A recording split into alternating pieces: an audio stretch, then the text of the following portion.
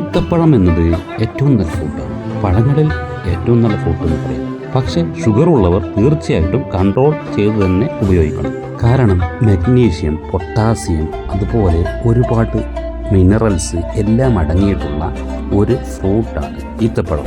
നമ്മൾ സമീകൃതാഹാരം എന്നൊക്കെ പറയുന്നത് പോലെ എല്ലാ പോഷകങ്ങളും ഇല്ലെങ്കിലും നമ്മുടെ ജീവിതം നിലനിർത്തുവാൻ ആവശ്യമായ മിക്ക ധാതുക്കളും ഇവയിലുണ്ട്.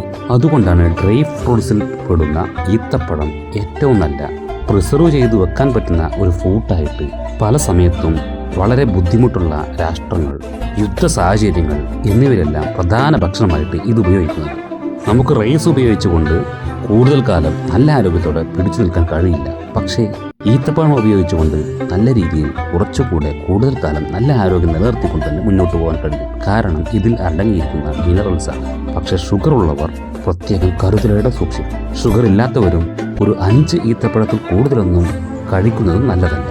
അതുപോലെ തന്നെ ലിവറിന് നല്ല ലോഡുള്ള എന്തെങ്കിലും രോഗങ്ങൾ ഉള്ള ആളുകൾ കൂടുതലായിട്ട് ഈ പഴം കഴിക്കുന്നത് നല്ലതല്ല. കാരണം ഇത് നമ്മുടെ ഹൃദയ ആരോഗ്യത്തിന് വളരെ ഹെവി ആയിരിക്കും. ഈ സമയങ്ങളിൽ രോഗമില്ലാത്ത സമയത്താണെങ്കിൽ വളരെ നല്ല ഒരു ഫ്രൂട്ട് ആയി തന്നെ ഇവയെ പരിഗണിക്കാം.